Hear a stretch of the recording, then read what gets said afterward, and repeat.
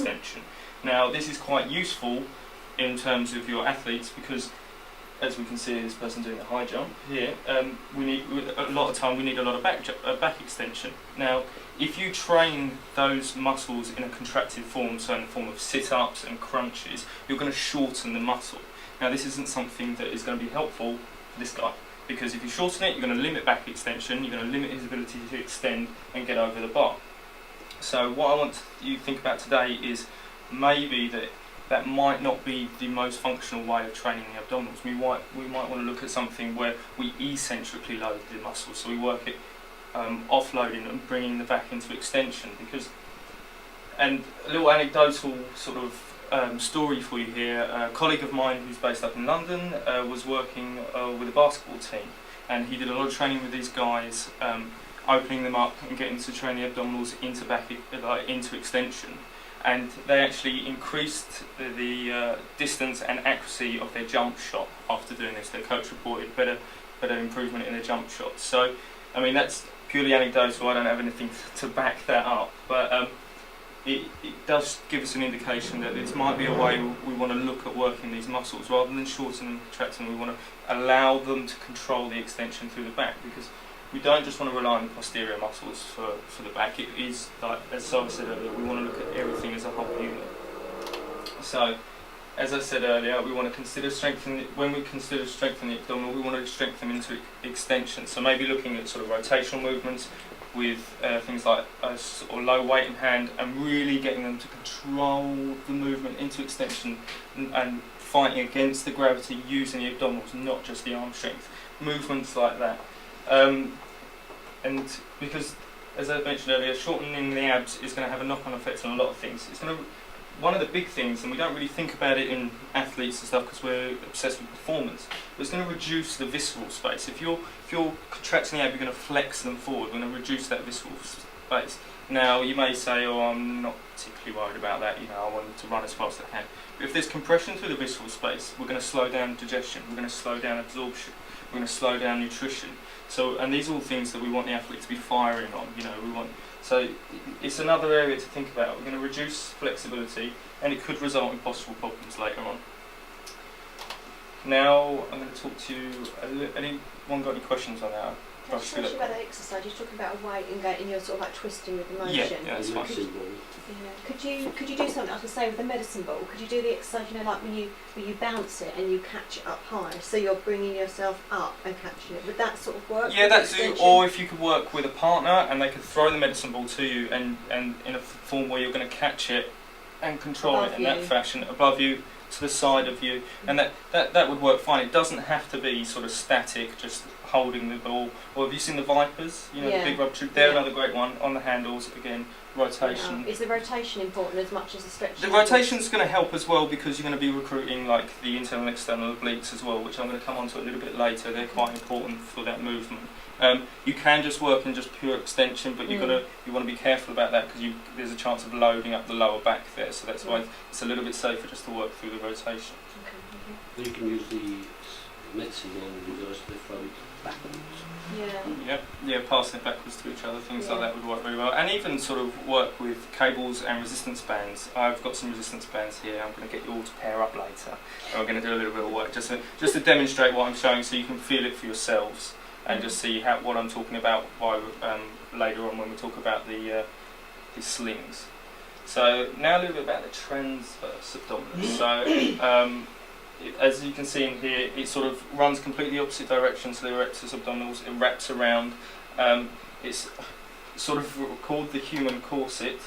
Not quite as severe as this lady, but oh God! it does work to stabilise. It's a key stabiliser of the spine. So it's, as you can see here, it's attached to the thoracolumbar fascia, the deep pelvic bones, the lower 6 ribs, deep erectus the back. So it's got a lot of attachment points, and as we'll see later on, it's a big attachment point for a lot of muscles that are involved in these sling movements that I'm going to come in to talk about. When it's contracted, it's going to tighten the stomach muscles, and it really stabilises the spine and stops shear force and too much compression through the spine.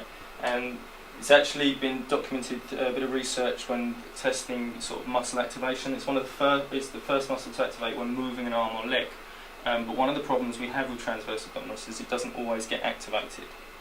So there's a TRA delay time they talk about. So if this isn't activating when we're moving a limb, we're going to lose stability. And I think you agree, in your athletes you want to keep them as stable through their movement cycles as possible.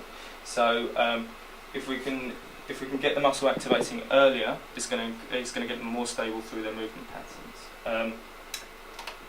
Bit more of the research. Another, like when we talk about activating it, so I said earlier, core stability, Pilates and things like this are very good, but also some of the research shows that rather than strengthening the transverse abdominis in like a functional movement pattern, we actually get quicker results with static training. So with planks and lying postures on your back, using the leg. There's certain exercises with leg raises and things like that that get the transverse abdominals firing better. Although we are interested in movement and like sort of the functional mobility of these muscles, it seems that the transverse abdominis recruits quicker and fires up better if we train it in this fashion. So it's something to bear in mind when you're thinking about sort of the training programs for your athletes and stuff like that. The anterior oblique sling. So as we said, with that one we're going to be recruiting the external obliques, internal obliques and the adductors. So what I'm going to get you to do is, if you can stand here for me, just in front of me. Can I take my shoes off? No, you have to, and turn that way. You don't, and Turn face that that way way for me. What I want you to do is bring your arm up at 90 degrees and you're going to hold on to this for me. And just clench it with your fist. And what I want you to do now is throw a punch from that position. Okay? Now what I want you to do... Oh, okay. I think you got a punch. Now what I'd like you to do is take a step forward with your left foot. Bend your knees slightly. And now throw the punch. More power. You feel like you've got more power, you feel it easier, you've got less resistance coming through the back. And that's because in that position, with the left foot forward, you're going to be recruiting the adductors, recruiting the internal oblique more, rather than just that standing still. Yeah. So it just so you can train your athletes in that fashion. You know, all you've got to do is get them on with a TheraBand or on a cable machine, and just get them going through that rotation movement, throwing through. It's gonna. They may not say they feel like a deep burn into the adductors, but it's going to be working those muscles all the time. And their body's going to understand and start recruiting those fibres a lot more. So it's as simple as that, really. So do you do that with boxing? You know, if you get people to pad and box, because it's that sort of movement, isn't it? Yeah. So that's the thing. It doesn't have to be against resistance. You can get them hitting the pad and just making sure that their stance and they're loading up and they're recruiting those muscles. It's quite simple. A lot of the martial arts, that's all this sort of. We've seen no one in martial arts throws a punch with their feet together. So it's been around for years. It's just that with athletics we haven't necessarily sort of engaged it as much. And the same goes for the oblique sling. Do you mind being my volunteer again for that one? So we're going to stand. You're going to face me this time, and feet together. And all I want you to do this time is, and I want you to pull that down towards your hip. Yes, down towards your hip. Okay. Let me feel that. Okay. So now what you're going to do is you're going to think about this. Yeah, you're going to take a step back with that, with your left leg now. Bend your knees slightly, and if you just lower your arm a little bit, and then pull down in that fashion. Do you feel like you get a bit more strength through there? Yeah, I do. I feel I've got more balance. Yeah, you've got more balance, and you're recruiting that glute on the opposite side, and you're working your lat on your right side. Yeah.